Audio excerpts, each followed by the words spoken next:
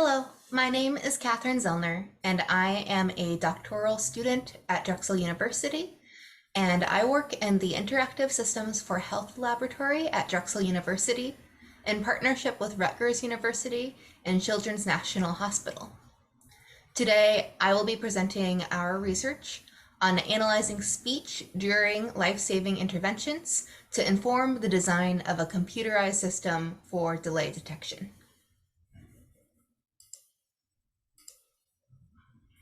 Before we get started, I wanted to say I have no relevant relationships with commercial interests, and that after participating in the session, I hope you'll learn the importance of speech as an input when designing a clinical decision support system, and learn the differences in speech patterns during delays and specific activities.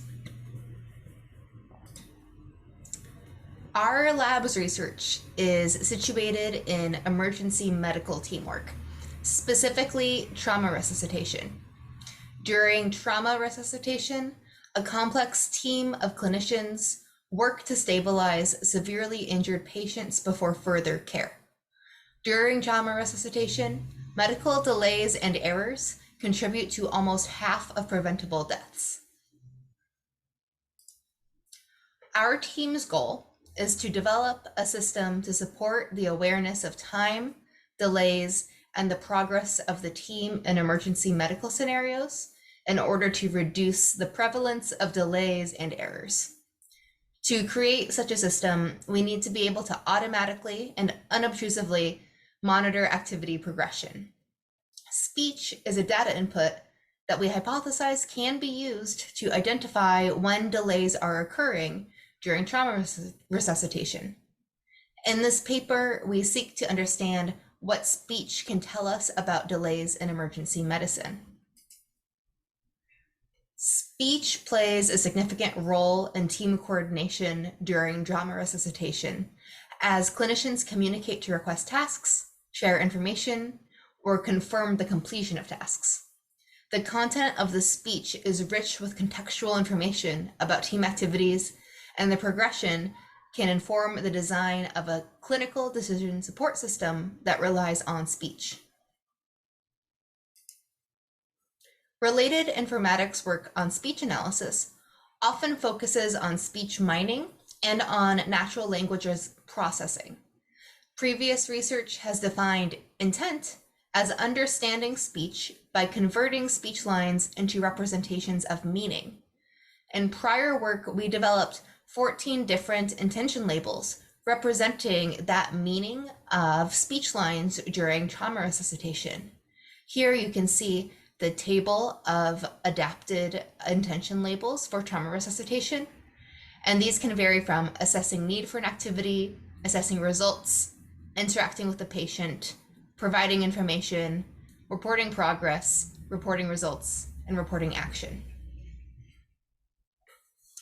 Our use of speech intention here differs from the generalized action-based intention recognition and natural language processing work. We aim to identify the purpose of a team member's speech that is situated within the case, within the context. Words can carry different intentions depending on the context as well as speech delivery, and this is critical to understanding the underlying meaning.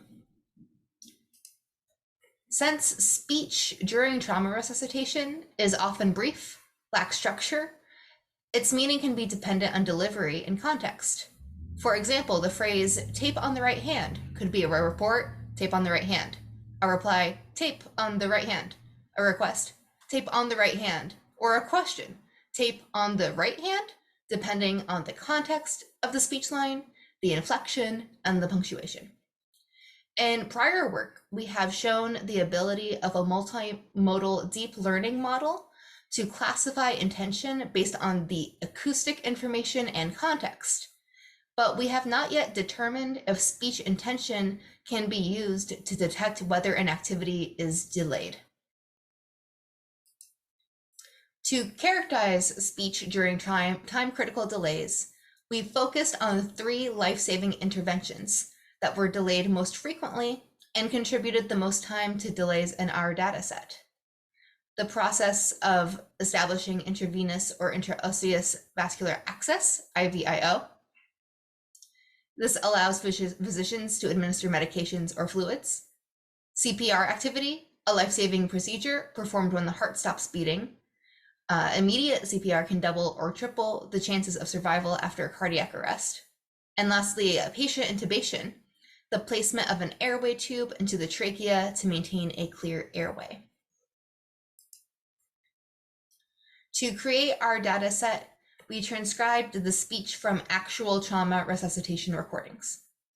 We recorded and received caregiver consent for using the video and audio recordings of 53 trauma cases.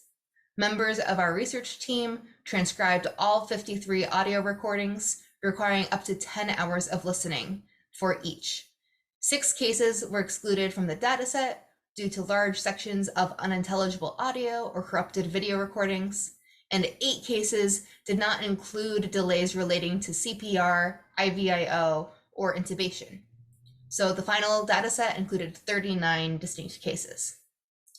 A clinical research fellow with multiple years of experience in trauma resuscitation then used the video recordings to identify the critical windows where the trauma team performed life-saving interventions.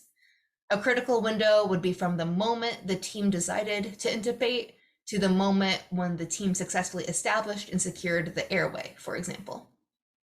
Then the clinical researcher marked any delays that occurred during the critical windows. If the establishment and securing of the airway took place later than anticipated after the request. Then a team of 5 medical students individually labeled all speech lines of the transcribed CPR, IVIO, and intubation cases. The students assigned one of the speech intention labels adapted from that prior classification of trauma team communications. They also labeled all speech lines with the sentence type, whether it was imperative, interrogative, normal, or if it was a negative. To determine if the distribution of intention labels and sentence type differed from the speech during delayed and non-delayed activities, we performed a Chi goodness of fit test for each LSI. We also performed a 2-sample Z-test to determine if the difference in proportion of intention labels between speech during delays and non-delayed activities was significant. Our findings showed that the overall speech intentions significantly differed during delayed and non-delayed work for all 3 LSIs. Here in this chart, you can see which speech intentions were significantly more prevalent during delays in the red and more prevalent during routine or non-delayed activities in the green. Speech with the intention of request action was significantly more frequent during delays. In contrast, speech with the intentions report results, interact with patients, and assess need for an activity were less frequent during delays. This overall analysis, however, hid the significant speech intentions observed in CPR cases. During CPR delays, for example, speech with the intention of request information was significantly more prevalent. This finding suggests that delays in CPR could be expected if the team makes multiple requests for information while the activity is being performed. In contrast, delays in establishing IVIO access and performing intubation could be expected if the team makes multiple requests for action. This difference in speech characteristics during delays between the life-saving interventions can be attributed to the nature of the procedures. During CPR delays, team members request information about the pace of the pulses, how hard they're going, to assess the status of CPR. During delays in intubation or IVIO insertion, team members issue more requests for action to mitigate delays and ensure that these multi-step activities keep proceeding.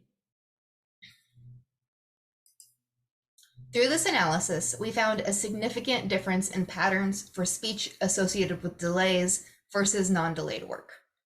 During delays associated with IVIO insertion and intubation, team communications included more requests for actions, while requests for information were significantly more common during delays associated with CPR. We found that the patterns of speech intention differ depending on the different life-saving intervention. These findings support the importance of understanding context and understanding your users when analyzing speech. This finding also supports the possibility that a system could use speech intention as an input to detect when delays are occurring. In the future, we plan to investigate the clinical differences between delayed and non-delayed procedures, as case severity could affect speech patterns. Additionally, we will explore the speech intentions that teams use while addressing delays to learn how complex teams communicate to effectively mitigate delays. Lastly, we have begun designing a system to support delay awareness and to support these complex teams to let them know when delays are occurring. Thank you. Thank you so much for listening. I would like to thank our partners at Children's National and Rutgers University. I would also encourage you to read the paper, as there are many more details about our methods and analysis. Please feel free to contact me if you have any insights or questions. Thank you.